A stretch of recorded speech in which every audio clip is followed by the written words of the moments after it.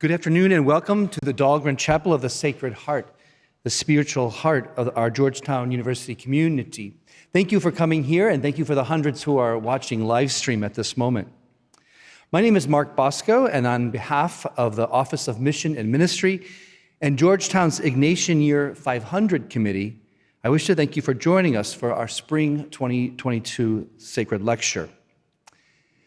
This lecture series was inaugurated to continue a Jesuit tradition practiced by Ignatius of Loyola and his early companions. They would offer lectures outside the context of worship with the intent to inform and edify those seeking to grow in faith, hope, and love.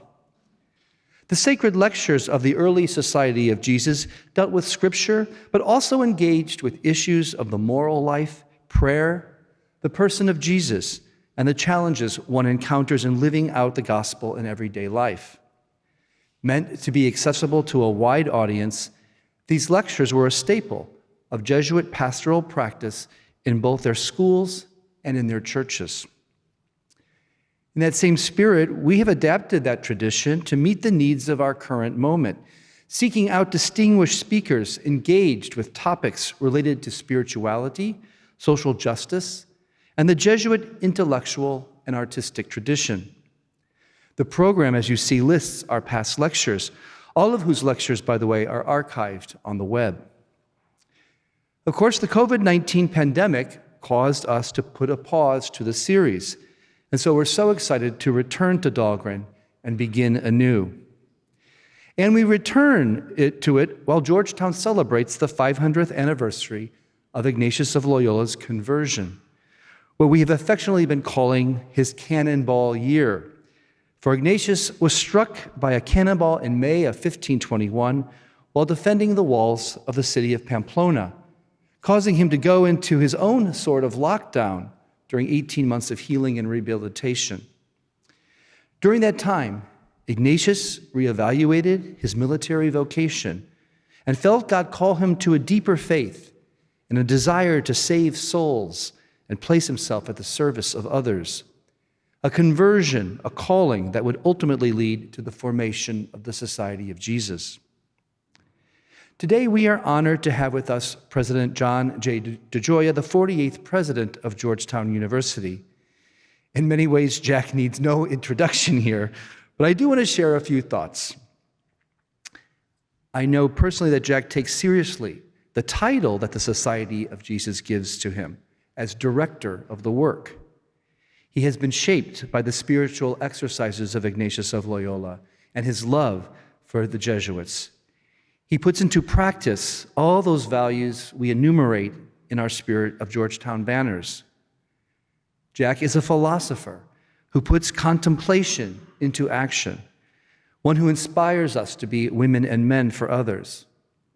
A man of deep faith, he has called on us to use our intellectual gifts and resources to work for justice, and to do so as a community that honors the rich diversity of students, staff, faculty, and administrators that make up Georgetown today.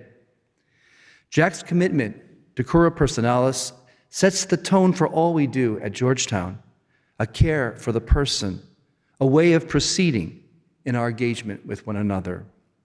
So it's a great pleasure to welcome Jack to the AMBO as he speaks to us today about the role of formation and the practice of discernment at a Jesuit and Catholic university today. Jack, the stage is yours.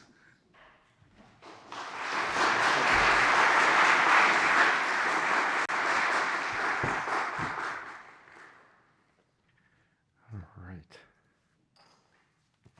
Well, thank you very much, Mark, for those very kind words, and it's truly an honor for me to be here with all of you in a place that has so much meaning for our community and in a series that has brought so much consolation for all of us. Three quick points before I jump in. First, as you entered, there's a handout that I prepared to accompany these reflections. What I've tried to do is provide for you a few of the elements of the texts that I'm going to draw from. And I think you'll see that sometimes when you hear the word spoken, but as you read it, sometimes it can just be a little bit more powerful to have it there. And I just wanted to make sure you had it just to make it a little bit easier to follow along, but also just to be able to perhaps reflect on the richness of the language. Second, you'll see that I will be drawing from the reflections of Father Peter Faber, or Father Pierre Favre. You say Faber, I was taught the former, but I know that it's a source of great discussion as to how best to pronounce it. For today, I think I'll stick with Peter Faber, if that's okay. But if I slipped, know that it is complicated. And then third, I want to begin in gratitude to Mark, of course, our Vice President for Mission and Ministry, and for all of your exceptional leadership here in our community, but also to our co-chairs of our Ignatian Year Working Group, Ron Anton and Kelly Otter, who invited me to offer these reflections on discernment in the context of an unusual celebration. As Mark has pointed out, we honor the moment of conversion of a young courtier injured in an impossible battle in Pamplona, defending, in his words, a stronghold the French were attacking. And we know that he was highly regarded for his courage, bravery, his skill on the battlefield. His opponents had such respect for him, they carried him off the battlefield and brought him home.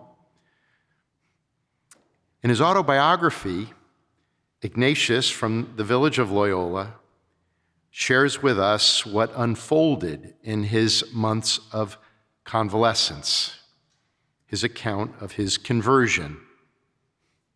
But let's not rush this. In good Ignatian style, let's activate our imaginations and try to wrap ourselves around what happened. He was hit by a cannonball. And I try to imagine what it was like to be hit by a cannonball. Listen to his words. A shot hit him in one leg, completely shattering it for him. And because the ball passed between both legs, the other was badly wounded too. That's from his autobiography. More than his leg, his entire world was shattered. His self-identity, one whose, again, his words, chief delight was in the exercise of arms, with a great and vain desire to gain honor. That identity was hard to sustain, but not without trying. In convalescence, he asked for books that would feed this identity, requesting tales of chivalry. With none to be found, he was limited to a life of Christ and a book of the lives of the saints. And we are all the beneficiaries of what unfolded in the imagination, in the interiority of this young man from Loyola. What emerges is an experience that might have resonance with each of us. There were interior movements that brought him joy. And there were interior movements that brought sadness, a heaviness, even dread. He gave us the words that describe these contrary interior movements: consolation and desolation. When he reflected on his reading of sacred literature, the life of Christ, the lives of the saints, and allowed his imagination to flow, consolation. When he reflected on the ways of the world, on the pursuit of glory, of honor, desolation. These experiences in his home in Loyola, as he recovered from his injury, sent him out on a new path, a new journey. He calls himself a pilgrim, And building from the experiences in Loyola, he developed a practice that would enable himself and others to grasp sources of consolation and those that could lead to desolation. This practice is called discernment. He calls it this practice the discernment of spirits, and develops a guidebook, the spiritual exercises, for those who would guide, direct, support colleagues who seek an immersion in the practice. This handbook was originally intended for his closest colleagues and soon for the first members of a new religious order. As John O'Malley has taught us, and I will likely refer to many things that John has taught us, no previous religious order had a document like it. So 500 years later, here we are, members of a community of an American research university, celebrating the moment that started the founder of a religious order on his pilgrim journey. My reflections today will focus on the meaning of this moment for this university community.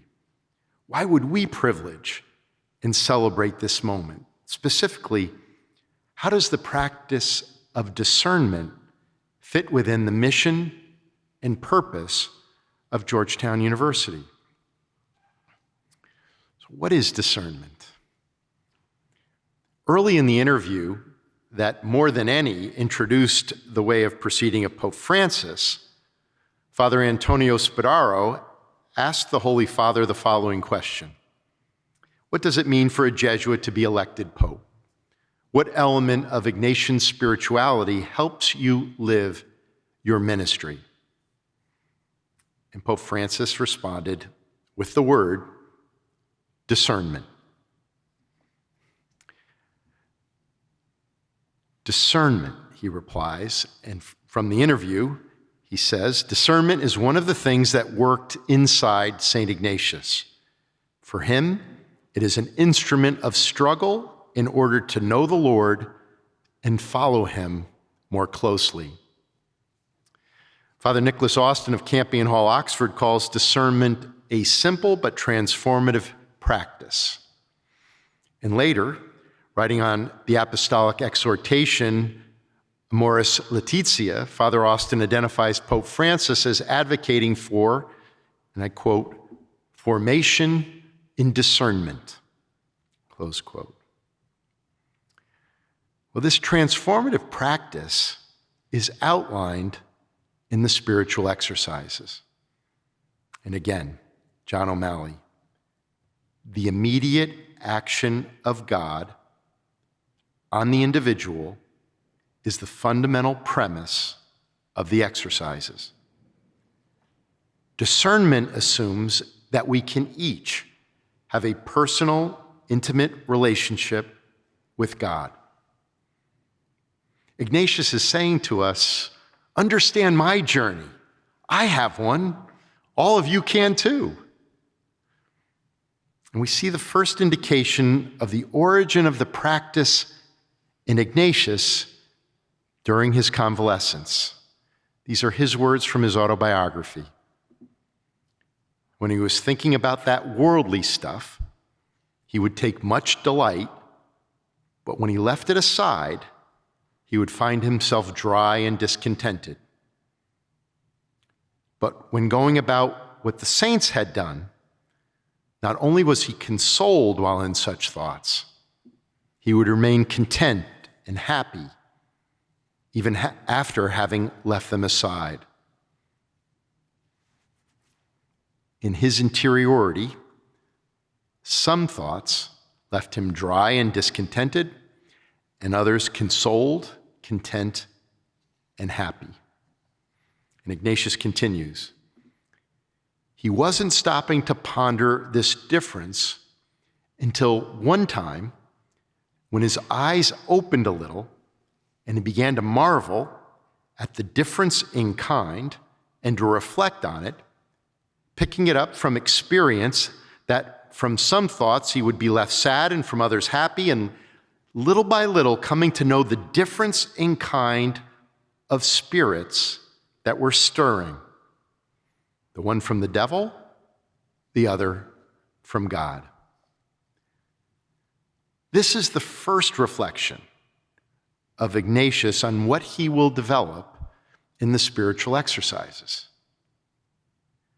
The deepest explication of discernment is offered near the conclusion of the exercises in a section entitled Rules by Which to Perceive and Understand, to some extent, the various movements produced in the soul, the good that they may be accepted and the bad that they may be rejected. And here, in this section of the exercises, he offers us two sets of rules or norms to help the spiritual director in understanding the interior movements of the individual the director is helping. The two movements from section 316 of the exercises. I give the name consolation to every increase of hope, faith, and charity, to all interior happiness that calls and attracts a person towards heavenly things and to the soul's salvation, leaving the soul quiet and at peace in her Creator and Lord. And then from the next section, 317, desolation, darkness and disturbance in the soul. One finds oneself thoroughly lazy, lukewarm, sad, and as though cut off from one's Creator and Lord. Now, what follows is somewhat technical, hard-earned reflections of St. Ignatius's own engagement with these contrary movements. And again, John O'Malley identifies the limitations of this document.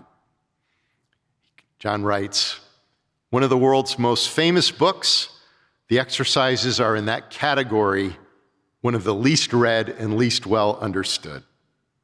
Reasons for this reality are not difficult to find.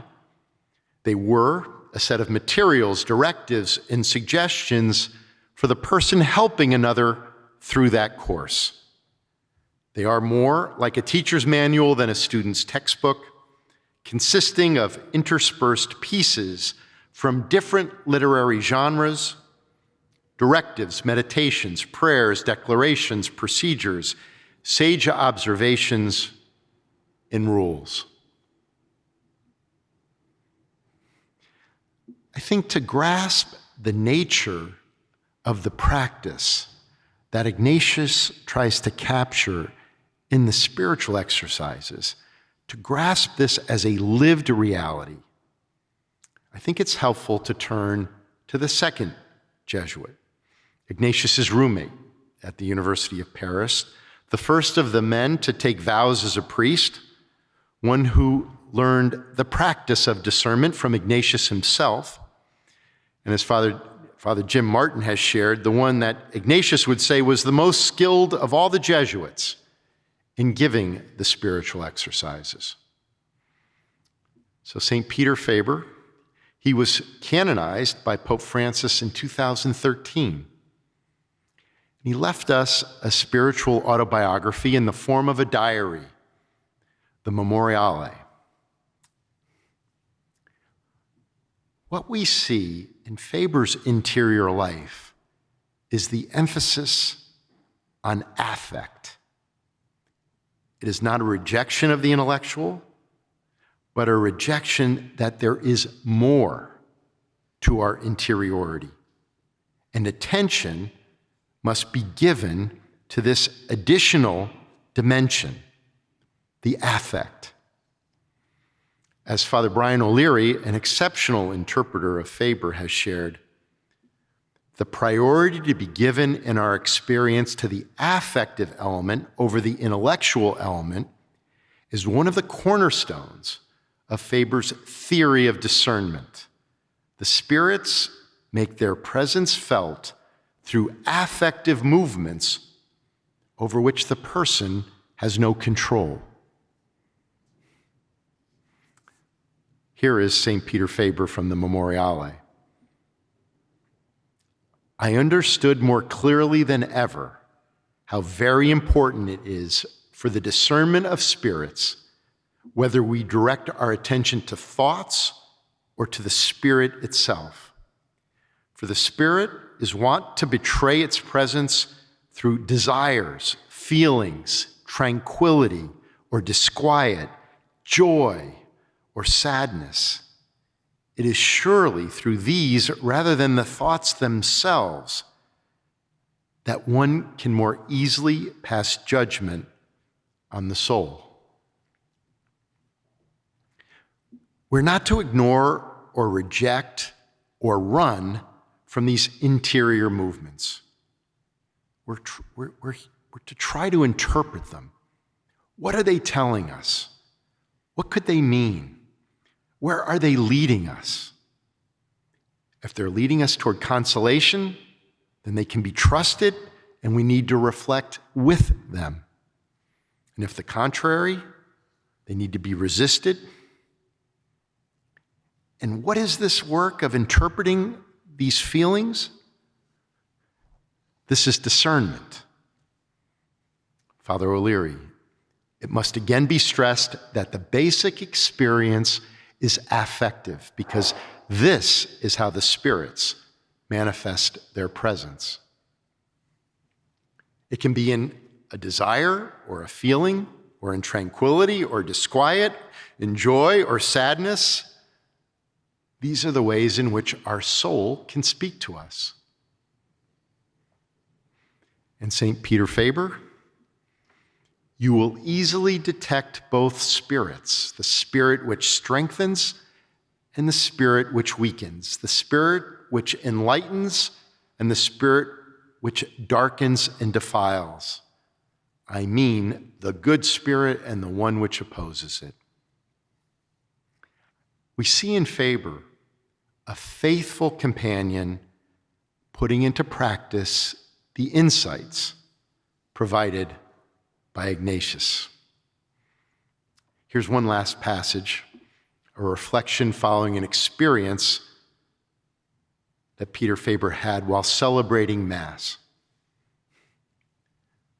During Mass, I had a feeling that in this communion with him, the better part is to share in what he experienced during his passion, not only in his body, but also in his soul. For his soul was sorrowful at the thought of the dangers that threatened souls, eternal suffering, temporal punishment. The above was not imparted to my understanding or recalled to my memory by means of words new in themselves, but my awareness of them was something new and unusual. That's something new and unusual, the recognition of the importance of focusing on the affective dimension, the source of this insight. It is alive, it is dynamic, it is animating. The words may be familiar, but the feeling, the affect in that moment was something new and unusual. What I've tried to emphasize in Faber is the importance of affect. For Ignatius and for Faber, this again is not a rejection of the intellect. Our reason is essential to our humanity. What is new or original or Ignatian, pay attention to our interiority. Look for what brings consolation and trust it. Look for what brings desolation. Study it. This attention we pay will illuminate, will shine a light on our interior lives and enable us to experience the presence of God in our lives.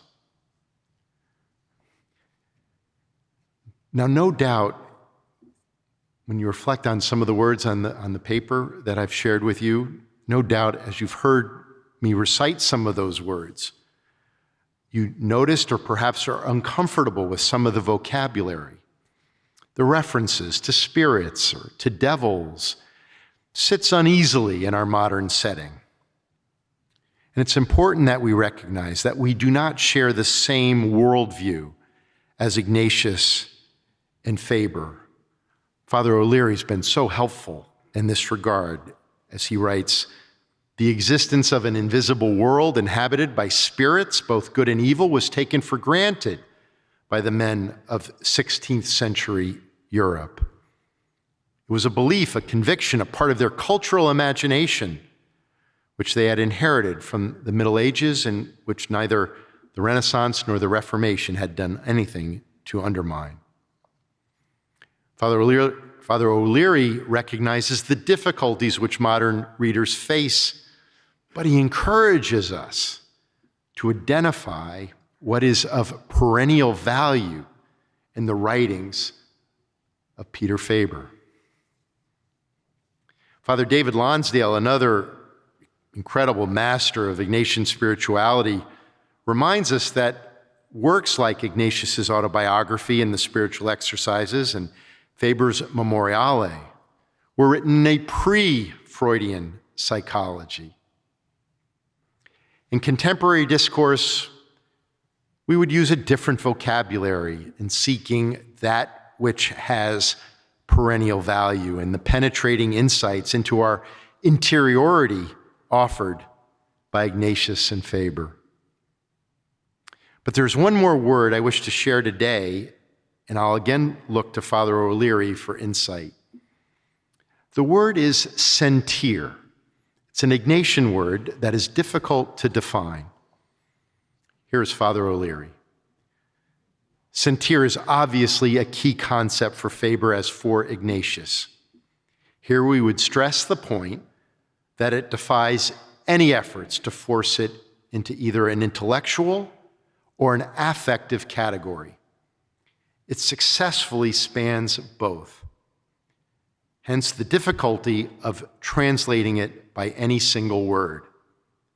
Phrases like to have a felt understanding of a truth, or to have an experiential and affective knowledge of a person or a thing are awkward, but they are often necessary circumlocutions to bring out the rich spiritual meaning of the original.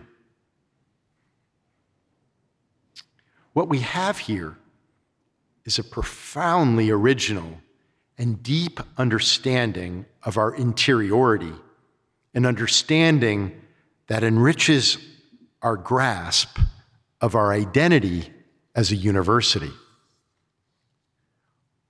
What we see in Ignatius, in Faber, in the first Jesuits, and through to the present day, the insights offered now, more than 4 centuries ago, enrich and expand our understanding of the work in which our university is engaged. The practice of discernment addresses the experience of deepening our relationship to God. Within the mission of our university, for some of our members, this can connect to the work in which all of us are engaged, the work of formation. I began these reflections with the question, why would we privilege and celebrate this moment? Specifically, how does the practice of discernment fit within the mission and purpose of Georgetown University? This returns us to the word that I shared at the very beginning of our time together, formation. Colleges and universities support the formation of young people in multiple dimensions. Most of this development has already taken place in various settings and contexts before students ever arrive on our campuses. Young people emerge out of families, faith communities, primary and secondary schools, youth sports, artistic experiences such as drama and music and dance. They are immersed in popular culture. They are connected to each other through social media. They have grown up with an array of cultural norms and assumptions. And these settings and contexts all contribute to their personal development.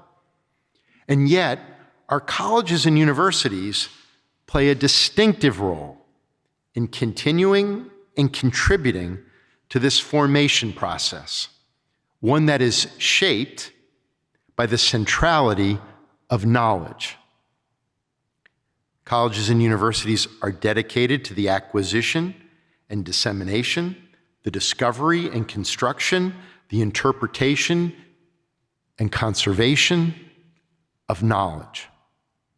Together, these knowledge-developing activities determine the orientation of the university. In short, knowledge is what we are here for. It is our work. It is what we contribute to the students who weave in and out of our orbit and to the larger environments in which we are situated. And our role in students' formation across all dimensions occurs at a particular time in their development as part of an arc that begins at birth and continues throughout their lives. Now, formation involves more than knowledge. All of our colleges and universities support the interior work of making meaning in students' lives. We provide a broad range of resources to support this work. For our institutions have long provided a multitude of resources that complement the work in our classrooms and laboratories, in our libraries and seminar rooms, ranging from co- and extracurricular activities in the performing arts to volunteerism and community service, intercollegiate and intramural athletics, campus newspapers, literary magazines, and our programs in residential living. In our residential campuses, we provide these programs to enrich and enhance the undergraduate experience. And all of our colleges and universities navigate through the distinctive histories and cultures of our campuses with the belief that these programs are valuable to the overall student experience. Beyond the work of formation within structures committed to knowledge, universities provide a place for protecting and nurturing resources of incomparable value for deepening self-understanding, self-awareness, self-knowledge. Resources that support the interior work of making meaning in one's life. We seek to provide a context for our students to become their most authentic selves. And for some of our students, we know that the work of pursuing a personal relationship with God is essential to becoming their most authentic selves. If we look around our campus, the sacred spaces provided for our Protestant community in St. William's Chapel, our Orthodox community in Copley Crypt, the new Masjid for our Muslim community, the Makom for our Jewish community, the Dharmalaya for our Dharmic community. Of course, this sacred home for our Roman Catholic community. And the Calcagnini Contemplative Center, our programs in campus ministry. Father Mark and Greg and Jerry and Jim and Rachel, Yaya, Ebony, Brahmachari, David, just to name a few. We take seriously here the possibility that each of us can enter into an intimate, personal relationship with God. And this is connected to the work of formation. An authentic self is one living in accord with one's most deeply held values, one capable of resisting the forces of darkness that are always pulling us away from the goods that enable us to realize our full promise, resisting forces leading to desolation, and one capable of pursuing the goods, pursuing the values, leading to consolation. Our decisions and actions are informed by these goods, by these values. And we seek alignment between these goods and our decisions and actions. And when we have that, we have authenticity. We seek authenticity. As the philosopher Charles Taylor writes, there is a certain way of being human that is my way. All of the struggle to align our decisions and actions with the deepest goods that animate our lives. Too often, we lack an interior freedom that enables us to break through the blocks to authenticity. And when we have that alignment, we can experience authenticity. It is possible for our colleges and universities to contribute to this interior work in which our students are engaged, the work through which an authentic self can emerge. And here, beginning with that injury in Pamplona,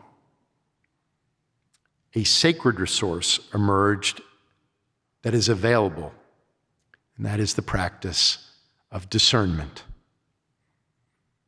In this university, animated for more than 2 centuries by the Jesuit tradition, we believe in the possibility that we can each have an intimate, personal relationship with God. As heirs to the insights of St. Ignatius, we believe a way into this relationship is careful attention to our interiority. Ignatius gave us 2 words, consolation and desolation, to describe interior movements that are most important.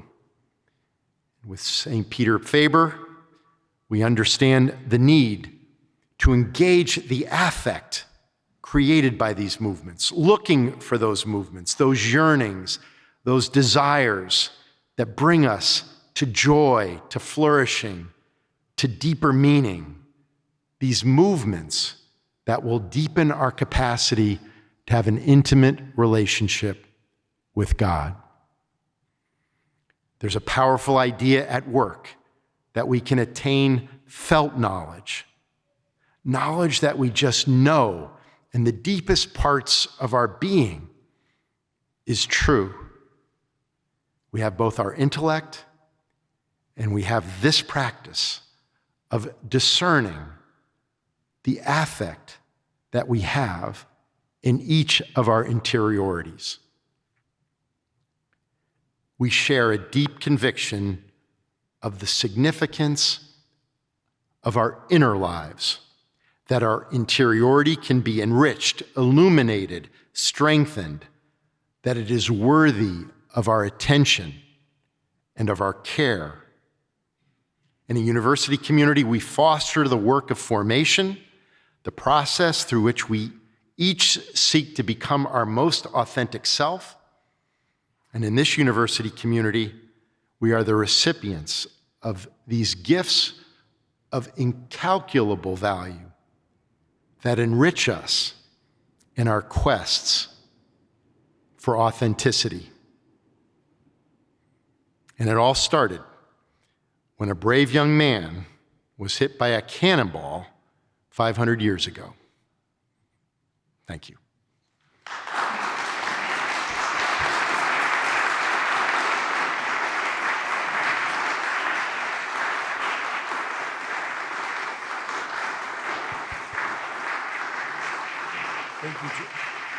Thank you, Jack.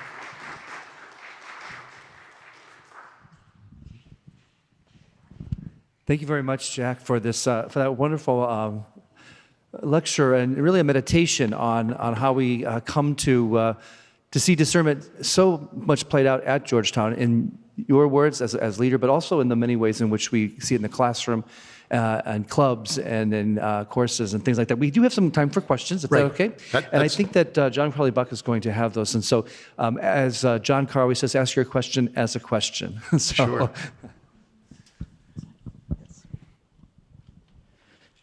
Thank you, President DeGioia. I really appreciate you for speaking with us today. My name's Sam. I'm a first-year undergraduate student here on campus, so this was a real pleasure.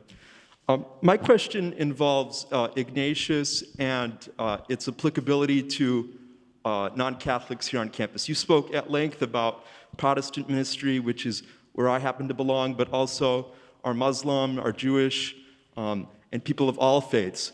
In what ways do you think, or the exercises can be applied to people that are non-Catholics, and do you think they can apply? Yes. Oh, thank you. It's a wonderful question. I am not trained or gifted as a spiritual director, so I will speak as an observer of some of my colleagues who are brilliant at it. And what I would say, Sam, is I've been here at the university since I was your age. And what I've experienced over the course of these years, and it was easily a decade after I arrived as a first-year student, I began to see openings, opportunities to have a deeper insight into the elements of this tradition. And it's because of a whole bunch of folks who are here today who made it their life to share these resources with us. If we go back to the mid-1960s, one of the calls of the Second Vatican Council of the religious orders was to go back and try to recapture some of the animating spirit, the charism that led the order to be the distinctive order that it is. And for the Society of Jesus, for the Jesuits, some extraordinary people made it their life's work to engage just that project. And in 1986, we mentioned that the first sacred lecture delivered in this series in 2014 was by Father John Padberg. And then 3 other lectures in this sacred lecture series were delivered by Father Howard Gray. Well, in 1986, I had never heard of either of these 2 gentlemen, but I was at the time our Chief Student Affairs Officer. I was in my first year in that role, and I was invited to a retreat for a week at St. Louis University, one of the 27 Jesuit universities, colleges in the United States, for lay people who were working in Jesuit schools, Jesuit universities. And it was hosted, it was organized and led by 2 Jesuits, Father John Padberg and Father Howard Gray. I did not know at the moment that I was in the presence of who I was in the presence of. And over the course of roughly the next 35 years, got to know both very well. One served as my spiritual director for nearly 2 decades. What I experienced on that retreat, I remember coming back and grabbing one of my Jesuit colleagues who was very, very close to me as a student and then as a graduate student and then as a young administrator. I remember grabbing him and I said, "Why didn't you tell me any of this stuff?" And he said, "Well, we didn't really know. We're learning how to talk about it." Well, 35 years later, we are all the beneficiaries of this extraordinary work of unpacking the ability of this tradition to be available to all of us. Now, the way in which that manifests itself, for example, in opportunities for you as a student in our retreat programs, the range of elements in campus ministry, but also what a number of members of our community have experienced has been what are referred to as the 19th annotation, which is just a technical term, comes out of the book of the spiritual exercises.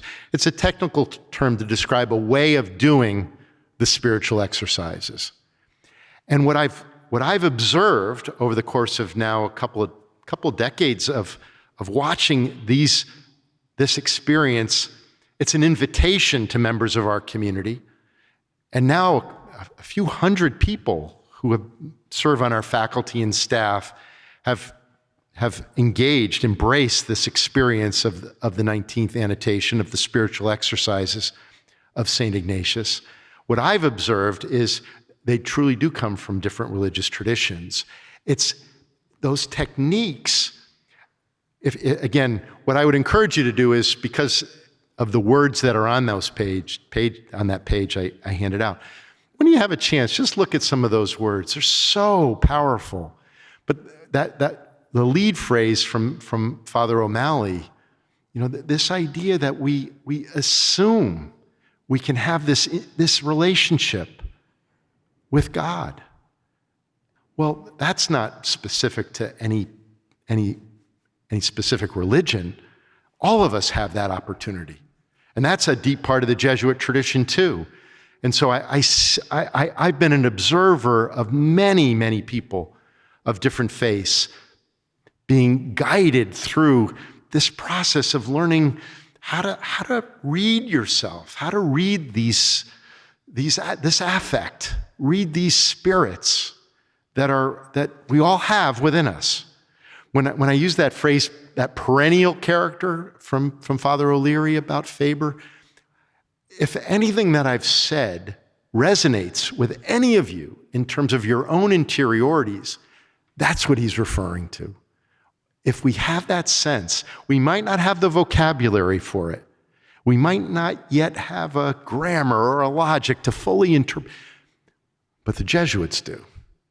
And they've been sharing that with us and doing it in a way that in no way imposes themselves on that process. The most important insight that Ignatius offers in the spiritual exercises to the director is, you're not supposed to come between God and the individual who's going through the experience. Your job is to help clear the way so that the retreatant, the one being directed, the one being guided, and God can have that relationship together.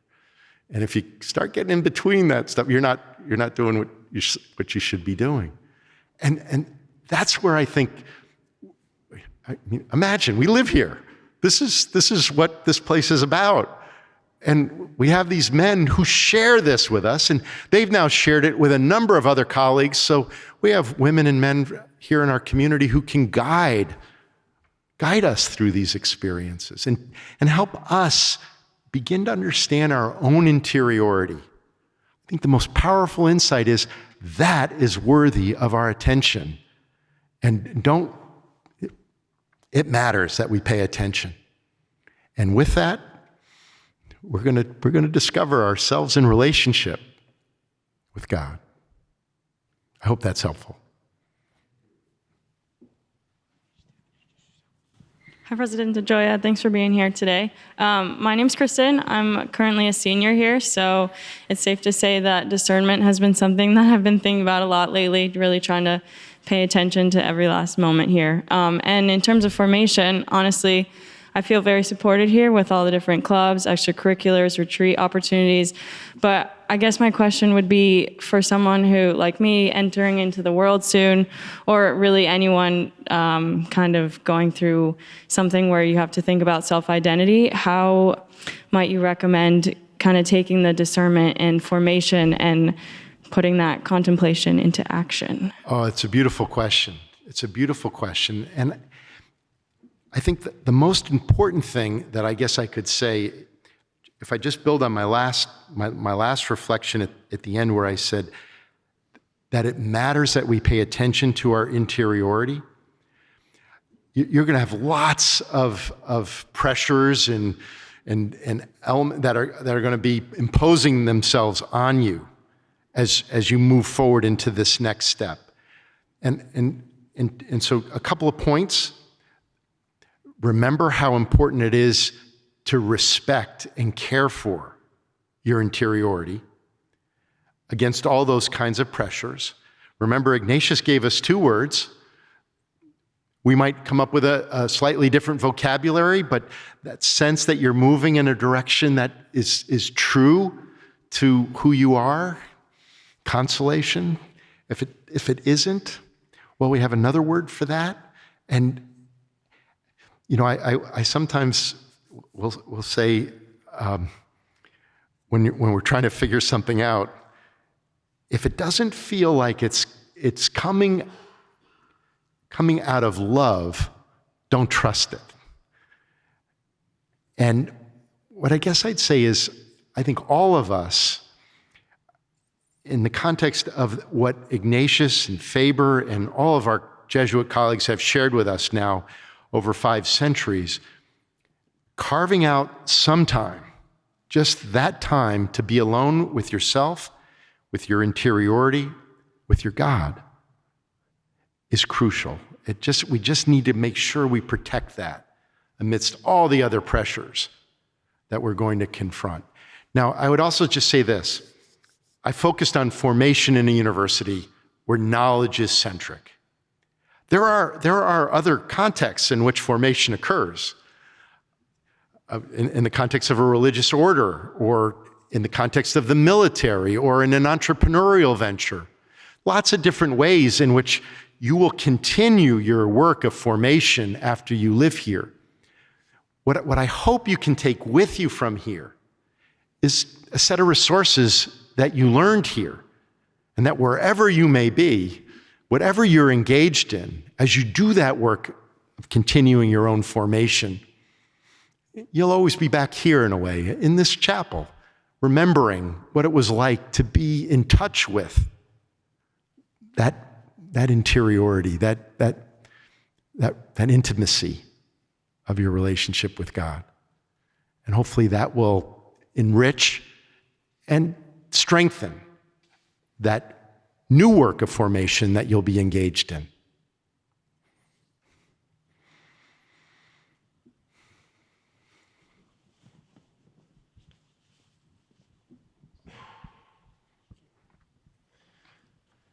Hello, President John DeGioia. My name is Liam. Thanks for talking here and talking about Saint Ignatius. Now, I'm a first-year student in the School of Foreign Service, and I have a question about the practice of discernment. So personally, I am an atheist. I don't believe in God, but I do find the values of the Jesuit education to be very useful, very valuable. And I want to ask, is it possible for the practice of discernment to be explored or discovered or practiced at least by people who don't necessarily believe in God or believe in these religious representations? Sure. It's a really important question. You know, as I keep coming back to that first line under John O'Malley in the handout that I gave you, the immediate action of God on the individual is the fundamental premise of the exercises. So the discernment of spirits is a process that Ignatius developed. He shared with us in the spiritual exercises. He came up with some pretty technical advice for a director to guide us. One doesn't read the exercises for the purpose of guiding oneself.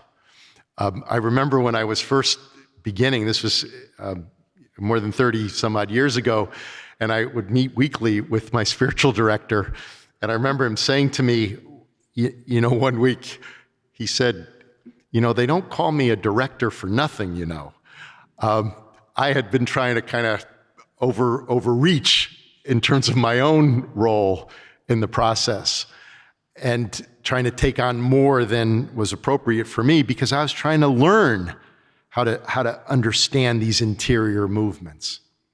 But I think what I would say is whether you believe in God or not, I think we all have these interior movements that may lead us to a greater sense of fulfillment or a sense of flourishing or meaning, and other experiences that may lead us away from that. Now, what Ignatius offers and what the Jesuit tradition offers is a way of making sense of that in relationship to God. For those for whom that does not resonate, I think there is still the interiority that that is calling for your care, calling for your attention, calling for your engagement. And, I said in the remarks that we, no doubt we'd come up with other words to describe this experience in modern language. I was focusing on this moment in the life of Ignatius, its impact for a university like Georgetown. But you no doubt can think about what words might work. In contemporary psychology, for example, the work around flow or integral psychology, where it's secular. It doesn't really presume a belief in God. Some of the fusion of Eastern and Western traditions, that fusion, not clear for me exactly how a spiritual reality might fit in that moment. But those are questions that you can live with, questions that you can explore. What I would encourage you is to live with the question you just asked me, because that's your question. And coming to terms with that, that's where meaning will be for you in your life. And I hope that's helpful. Thank you.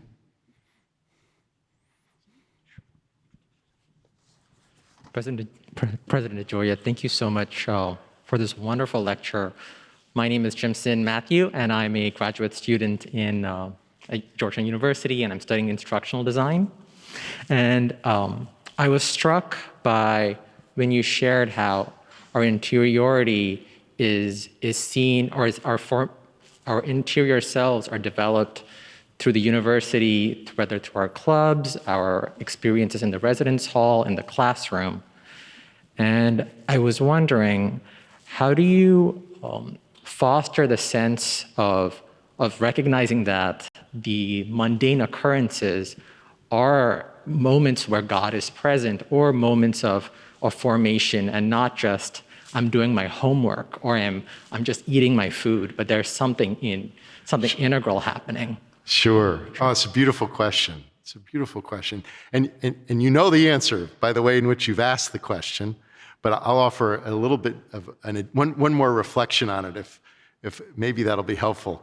Jane McAuliffe, the former dean of Georgetown College, is here. And you might remember I offered this once in an event with you quite a while ago, so no reason why you would remember it, but I remember it. When I was talking about, and I just given the constraints on time and the like, I couldn't really dig too deeply into that sense of sentir. And I'll just use felt knowledge, but I hope that Father O'Leary has given us a sense of, the word is really hard to define. On another occasion, again with Dean McAuliffe, I spoke a little bit about an experience I had as a student. I was a sophomore. It was the end of my first semester as a sophomore. I was in my second philosophy class, and my teacher was Father Dennis Bradley. And I was really still quite new to this place, trying to figure it all out. And this was December. It was my last paper. This was, by the way, this was the year, I believe it was the year that It's a Wonderful Life became released for the first time in 30 years. So right after that, we all got the chance to begin getting ready for the holidays. But that night, I wasn't getting ready for the holidays. I had to write a last paper, and it was a long one. It was based on two books, one by Herbert Marcuse and the other by Albert Camus. And I had read these two books, and honestly, I wasn't sure what I was doing. But I took out a room on the 4th floor of Healy. I was going to go in there on that night by myself, and I was going to write this essay. And it was about, I'm going to say 9 or 10 o'clock at night, and I just went about writing that essay. And when I was finished, it was about 6 a.m., and I had no idea that I had just spent the entire night interpreting these two texts. And I didn't know where it came from. I mean, I read them, I worked hard, I listened in class, but I didn't know where that came from.